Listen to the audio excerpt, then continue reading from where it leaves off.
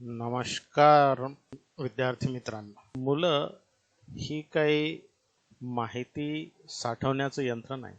मुलं शिकतात, परंतु ते त्यांच्या गतीनं शिकतात. ती गती या व्हिडिओमध्ये, या लेक्चरमध्ये आपण सिंक्रोनाइज करू. आणि विज्ञान गणित जेव्हा आपण शिकतो तेव्हा वही पुस्तक हे असेन्शियल आहे. तर तुम्ही वही घेऊन बसला असाल तर मग आता आपण सुरू करू. मागच्या लेक्चरमध्ये आपण डिस्टन्स टाइम ग्राफ बघितला आणि त्याच्यामध्ये प्रामुख्याने आपण बघितलं की slope denotes the speed of that vehicle. आता असाच एक पर्पजफुल आपला टॉपिक आहे वेलोसिटी टाइम ग्राफ. तर मोशन रिप्रेझेंट करायसाठी हे सेकंड टॉपिक आपण लॉन्च करतोय.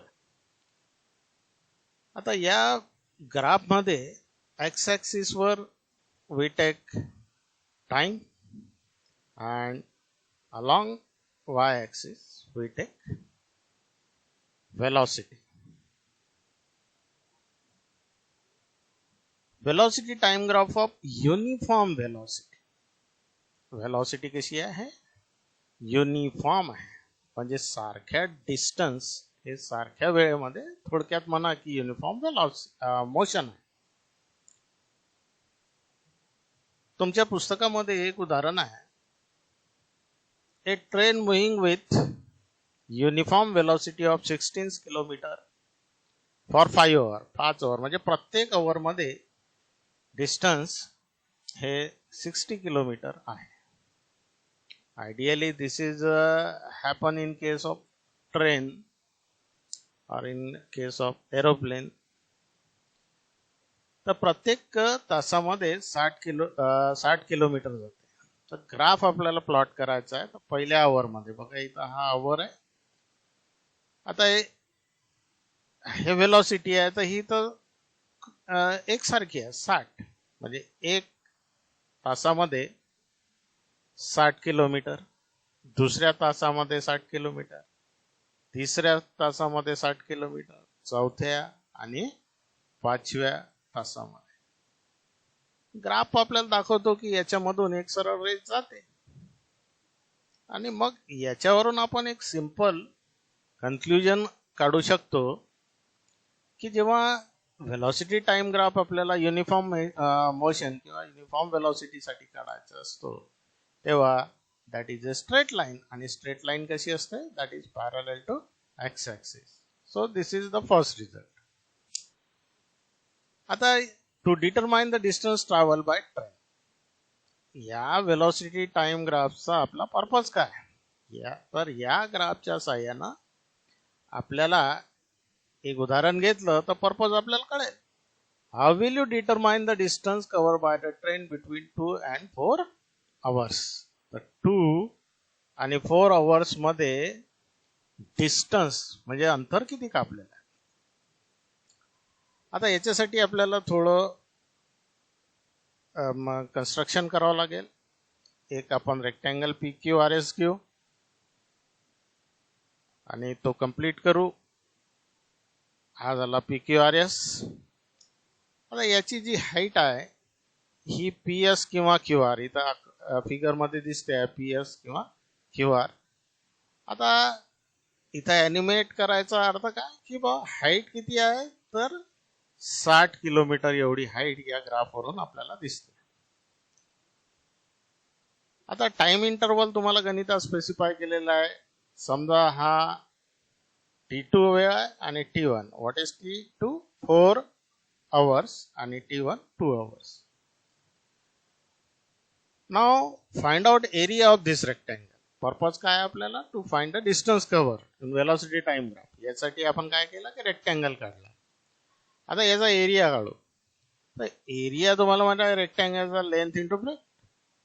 तर इथं हा जो आपल्याला याची ब्रेथ काढावं लागेल, किंवा अल्टर केलं तुम्ही तरी चालेल, लेंथला ब्रेथ म्हटली तरी चालते, काही फरक नाही पडत, कारण याचा शेवटी मल्टिप्लाय करायचं. PQSR, PQ किती आहे? हा 4 आहे, हा 2 आहे. हे डिस्टन्स आपण काढतो 4 - 2 दॅट इज 2 आवर्स. म्हणजे हे 2 आवर्स आहे, हे सुद्धा 2 आवर्स आहे. तर इथं हे 2 आवर्स आलं. आता एरिया काढताना जो फॉर्म्युला आहे तो लेंथ इंटू ब्रेथ. आता लेंथ इथं PS घेतली आणि PQ ही ब्रेथ आपण घेतली. आता या किमती आपल्याला 60 किलोमीटर पर आवर. तर हा जर गुणाकार केला आपण, so 120 kilometer, our hours get cancelled. So in this way we find the distance travel. So distance travel by the train is 120 kilometer. पुन्हा तुमच्या पुस्तकात पेज नंबर 6 वर दिलेला आहे, is there is a relation between distance covered by the train between 2 and 4 hours, म्हणजे distance covered and area of particular quadrangle म्हणजे quadrilateral in the group. तर काही रिलेशन तुम्हाला दिसतं का, की हा जो एरिया आहे, एरिया आणि डिस्टन्स कव्हर्ड. आता इथं तर डिस्टन्स दिसणार नाही आहे, कारण हे इकडे वेलॉसिटी पर आवर आहे, टाइम आहे. तर आपल्याला डिस्टन्स कव्हर आणि एरिया या रेक्टेंगलचा काही संबंध दिसतो का? तर एरिया ऑफ रेक्टेंगल हा जो PQRS आहे, हा जर मिळाला तर आपल्याला distance travel by the train in that particular time interval काढता येते.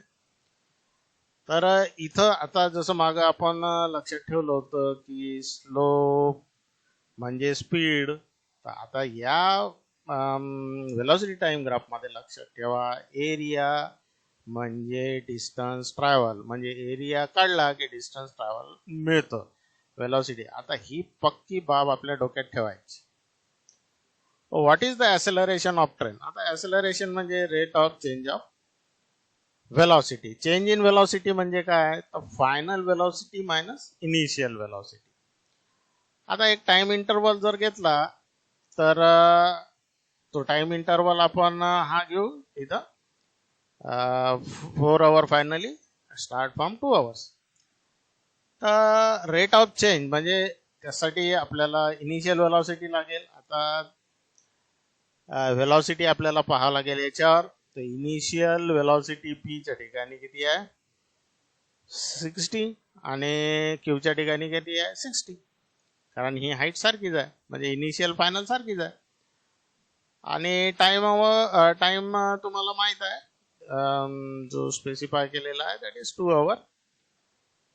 Now what is acceleration? तर आपण हा फॉर्म्युला लिहितो किंवा डेफिनेशन मध्ये आपण हे बघितलेलं आहे आपण ॲसेलरेशन मध्ये. तर दोन्ही व्हॅल्यू टाकल्या V आणि U च्या 60 आहेत, तर वजा बाकी 0 येते आणि 0 ला 2 न भागला तर 0 येते. तर acceleration is 0 kilometre per hour square लागेल इथं. तर इथं acceleration of the train is 0. म्हणजे आपण इथं हे सांगू की जर युनिफॉर्म वेलॉसिटी असेल तर ॲसेलरेशन 0 राहील, कारण फायनल इनिशियल वेलॉसिटी सारखी आहे, त्याच्यामुळं सरळच आहे की ते 0 राहील. Velocity time graph for uniform acceleration. आता युनिफॉर्म ॲसेलरेशन म्हणजे काय? तर जे व्हेलॉसिटी चेंज आहे तो सातत्यानं सारखा राहील. आता उदाहरणातून बघा, the change in the velocity of car in specific intervals are given in the following table. एक टेबल दिला आहे ज्याच्यामध्ये, आता हे जरा काळजीपूर्वक पहा, स्पेसिफिक टाइम 5-5 सेकंदांना वाढवलेला आहे. आता हा व्हेलॉसिटी बदल जो आहे हा सारखा आहे का? तर 8तून 0 गेले 18 आले. कुठेही बघा, समजा आपण 40तून 32 गेले दॅट इज 8. म्हणजे इथं वेलॉसिटी मध्ये बदल जो आहे तो 888 मीटर पर सेकंद आहे. म्हणजे वेलॉसिटी बदल जेव्हा सारखा राहील टाइम, त्या पर्टिक्युलर टाइम मध्ये इंटरवल मध्ये, तेव्हा ते युनिफॉर्म ॲसेलरेशन आहे. तर इथं हे उदाहरण दिलेलं आहे, याच्यासाठी आपल्याला ग्राफ काढायचा. अशा प्रकारचा ग्राफ आपण डिस्टन्स टाइम मध्ये काढलेला आहे. इथं टाइम होता आणि इथं डिस्टन्स होता. तर बदल काय? तर वेलॉसिटी. तर वेलॉसिटी तुम्हाला इथं दिलेली आहे. पुन्हा 0 म्हणजे हा इथं ओरिजिन आला. आता एक्स ॲक्सिस वर एक्स ॲक्सिस वर 5 आहे आणि वाय ॲक्सिस वर 8 आहे. तर हे 8 याचं पॉईंट ऑफ इंटरसेक्शन. इथं पॉईंट आला. आता 10 साठी 16 आहे, 15 साठी 24 आहे. अशा प्रकारे 20 साठी आपण पॉईंट प्लॉट केला. 25 सेकंड साठी नेक्स्ट पॉईंट घेतला, 30 सेकंड साठी नेक्स्ट पॉईंट घेतला आणि लास्ट मध्ये 35 साठी घेतला. आता सरळ दिसतं की all the points are collinear, म्हणजे याच्यामधून एक स्ट्रेट लाईन जाते. मग आता इथं तर सिम्पली आपल्याला कन्क्ल्युजन, तुम्हाला बऱ्याच वेळा सांगता बा तुम्हाला ग्राफ मध्ये काय दिसतं, तर ग्राफ मध्ये स्ट्रेट लाईन दिसतं. So graph is a straight line, असं सिम्पली आपण लिहितो. आता हे वर्णन करताना आपल्याला ग्राफ कशाचा दिसतो, टाइम आणि वेलॉसिटीचा आहे. म्हणून आपण लिहू की the velocity changes y equal amount in equal interval of time. तर हे ग्राफ मधून जेव्हा, म्हणून युनिफॉर्मली ऍक्सेलरेटेड मोशन मध्ये जो ग्राफ आहे तो स्ट्रेट राहतो.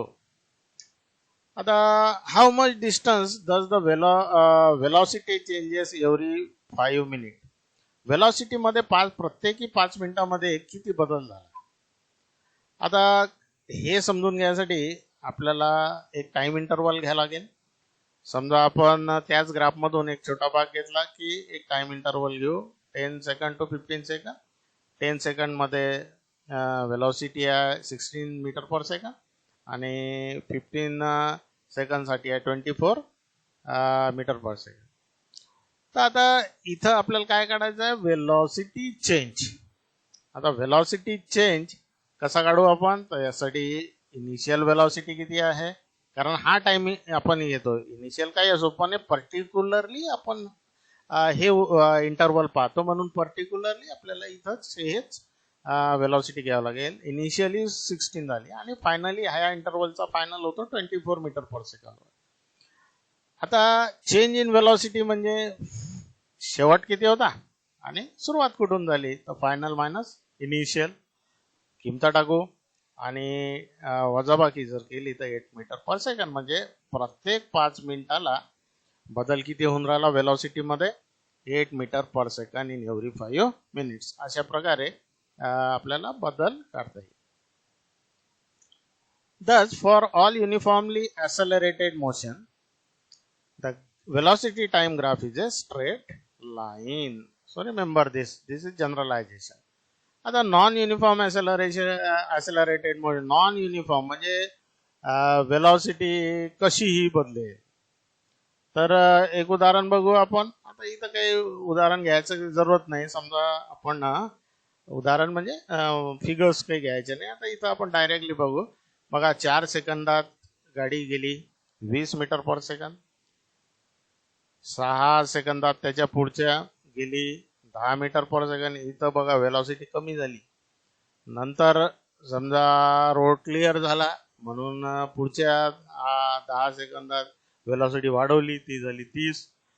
अशा प्रकारे 12व्या सेकंदामध्ये ती पुन्हा कमी झाली, ती झाली 20 मीटर पर सेकंड. तर हे झालं वेलॉसिटी जी आहे ती कमी जास्त आहे टाइमला धरून. टाइम इंटरवल फिक्स आहे. So non uniform accelerated motion, this is a example.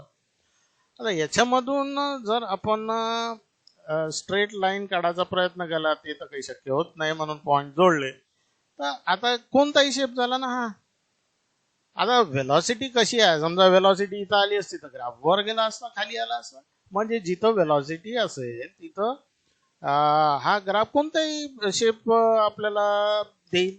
So for non uniform accelerated motion velocity time graph can have any shape. आणि युनिफॉर्म साठी स्ट्रेट लाईन आणि नॉन युनिफॉर्म साठी एनी शेप. आणि दुसरं म्हणू शकतो की झिगझॅग लाईन किंवा अप अँड डाऊन असं सुद्धा म्हणू शकतो. तर हे कशावर आहे, depending on how much the acceleration changes. म्हणजे वेलॉसिटी कशी आहे त्याच्यावरच ऍक्सेलरेशन आपल्याला काढता येते. आता एक एक्झाम्पल बघा. या ग्राफ मध्ये काय आहे की नॉन युनिफॉर्म व्हेरिएशन, म्हणजे जीवनातला प्रत्यक्ष एक रोड आहे आणि त्याच्यामध्ये एक व्हेकल आहे, गाडी आहे, मोटर आहे, जे काही. तर ते ग्राफ कसा निघेल तो बघा. थोडस ॲनिमेट मागं पुढं होईल, परंतु आपण ते समजून घेऊ. आता हा टाइम आहे, म्हणजे टाइम वाढत जाईल आणि वेलॉसिटी म्हणजे तुमची जे स्पीड आहे स्ट्रेट लाईन असल्यामुळे स्पीड ही म्हणता येईल. आणि वेलॉसिटी समजा आता हा स्टार्ट झाला तर इथं रिडिंग किती आहे 0 आहे. आता हा स्टार्ट झाला, वेलॉसिटी वाढून राहिली म्हणून ग्राफवर काय आला ए वाढला, मग स्पीड कमी केली आणि इथं तो थांबला.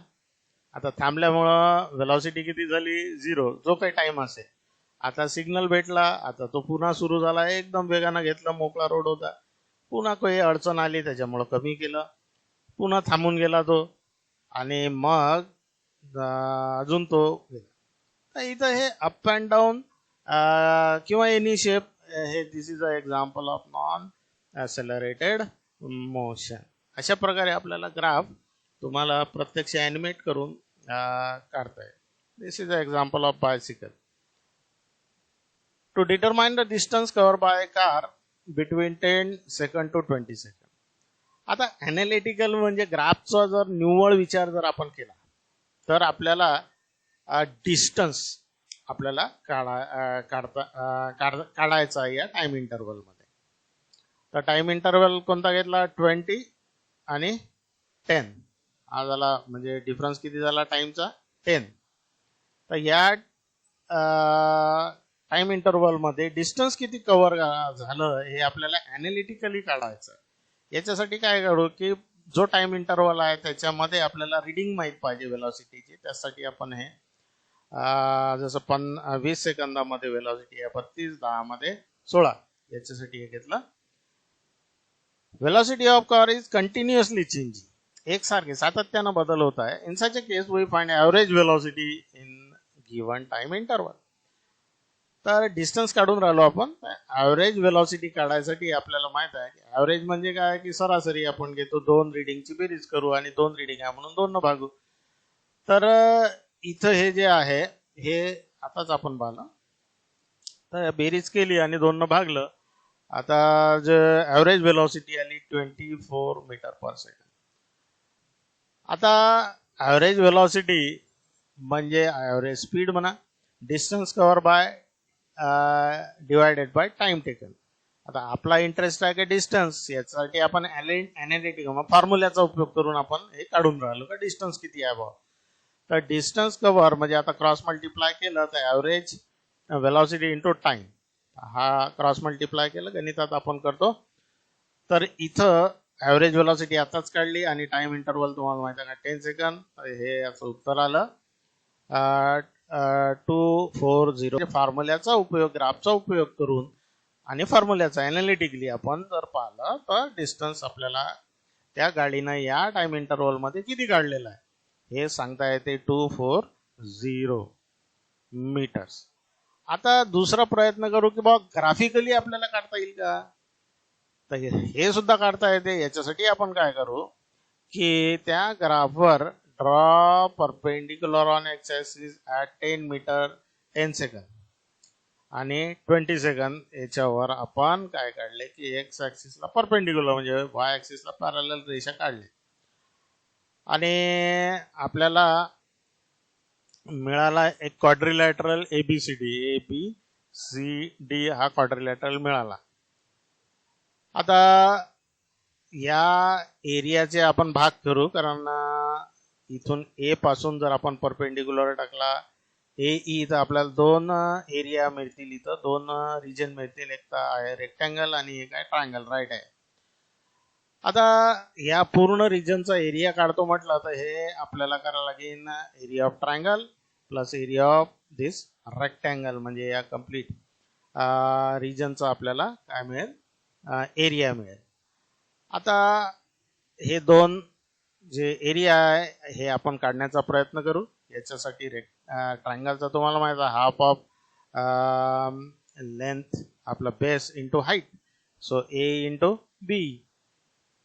आणि दुसरं हे आता प्रत्यक्ष काढूच आपण, हा ट्रायंगलचा एरिया काढू. हा बाहेर घेतला आपण आणि AEB.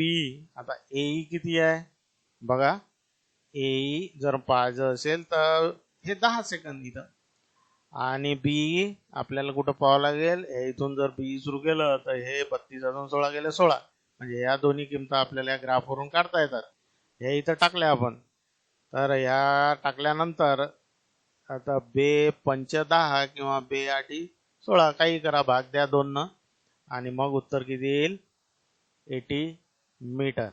आता हा जो क्वाड्रिलेटरल आहे, इथं रेक्टँगल आहे, याचा एरिया काढू. आणि तुम्हाला माहित आहे की याचा फॉर्म्युला काय आहे? Length into breadth. आता ही जी एडी आहे, एडी कुठं मिळेल आपल्याला? 0 to 16 म्हणजे किती आली हाईट? 16. आणि इथं याला लेंथ म्हणा किंवा काही म्हटलं चालेल, दोन पैकी. आणि हा इंटरवल आहे 10चा. तर ह्या दोन्ही किमता इथं आपण टाकल्या. हे झालं एक्सेस आहे, एक्सेस 60. आता ह्या दोन्ही एरियाची बेरीज जर केली त्या फॉर्म्युल्यामध्ये तर किती येते? 240 मीटर.